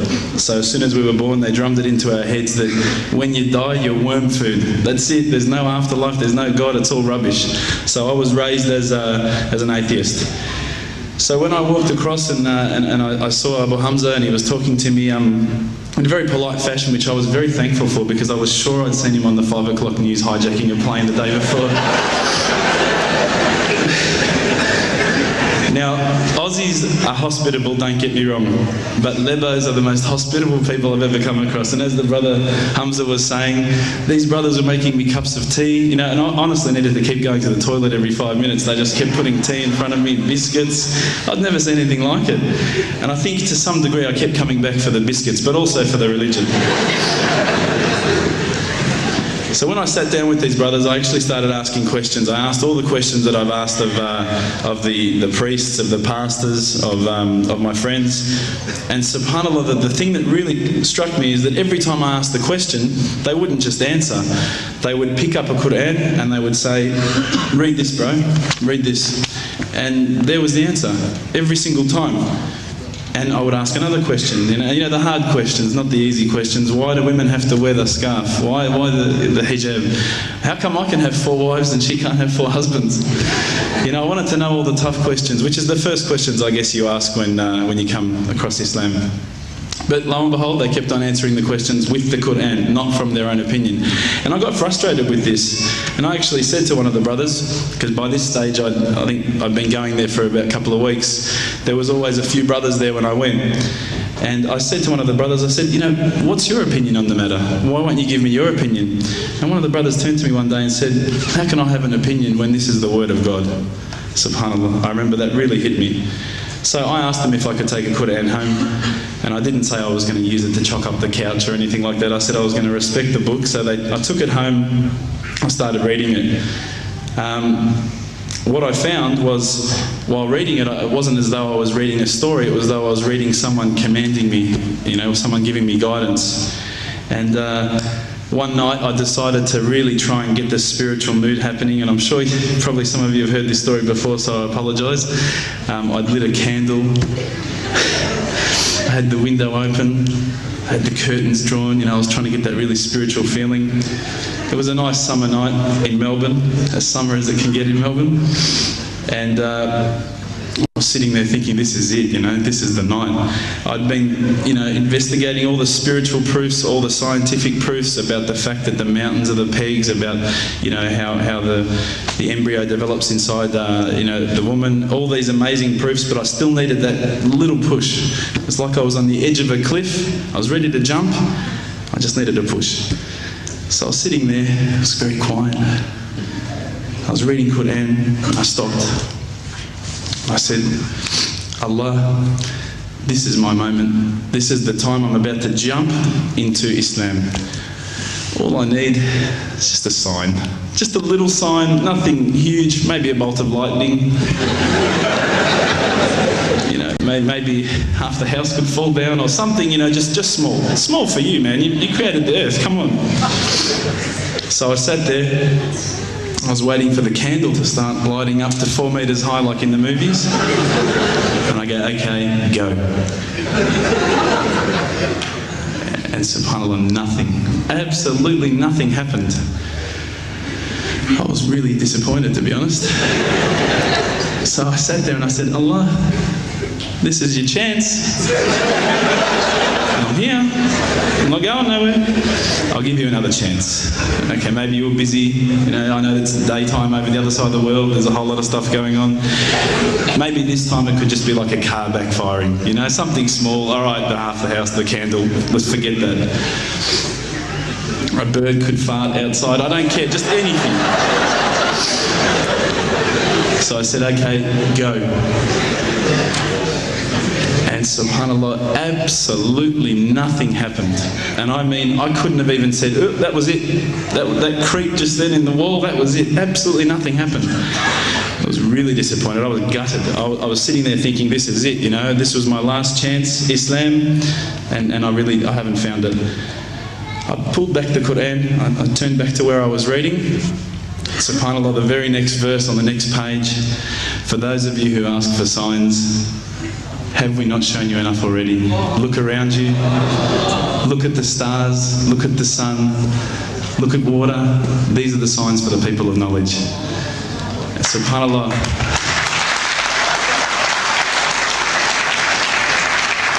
I threw the doona over my head and I pretended I was asleep. I was that scared because I couldn't believe how arrogant I'd been to want my own specific sign when all the signs had been there for me all along. The fact that we have this world, the fact that there is this creation, these are the signs for all of us.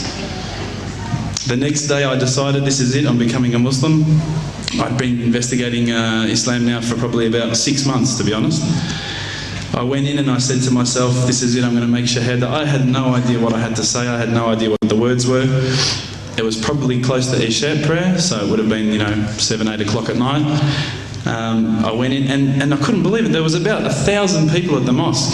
I thought, subhanAllah, look at this religion. Look at how strong they are. It was the first night of Ramadan.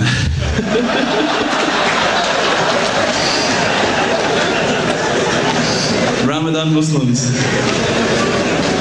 So I sat there and I was very nervous, I must admit. I got up and this person's going to me, you got to say these words, bro, ashhadu. I'm going, what? Ash what? Can't I just say it in English? No, they say, no, you got to say it in Arabic. And I thought, I looked out over the sea of beards that I could see in front of me, and I thought, if I get these words wrong, I'm a dead man. Again, I had this fear, you know. And they were staring at me, and I don't know if you know this, but Australians can't stare. Lebanese people can stare. So I was sitting there, I was very scared. I got up, and subhanAllah, as soon as I started to say the words, all fear went out of my mind. It felt as though a shower was inside my head and someone had just turned on the cold tap. Felt like I'd been flushed clean. I said the words, and I wasn't expecting so many brothers to come up and yell, Takbir, Allahu Akbar, and start kissing me and hugging me. Now, I'd never been kissed by that many men in my life.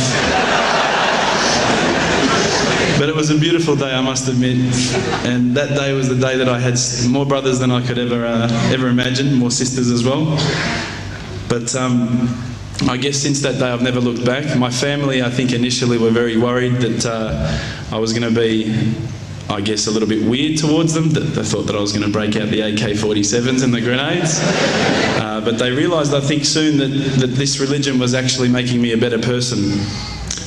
Prior to Islam, you're not going to believe it, I had a mohawk. I did. I had, I'm not going to show you any photos. I had army greens, I had the Metallica t-shirt, I had the cherry docks. I was shocking, right? I thought I looked great, but I looked terrible. And alhamdulillah, ever since then I look as good as I do now. No, don't laugh, please. But my parents were the first people to actually say to me once, which really amazed me. They said, my father actually asked me for the Quran recently, which I was really happy about. I always thought he'd be one of the hardest people to work on. But he said to me, ever since you've been a Muslim, you've been a better person. You're more reliable. I can count on you to come and pick me up if my car breaks down. Whereas before I'd gone, Dad, I was drinking last night. I don't know if it's still out of my system.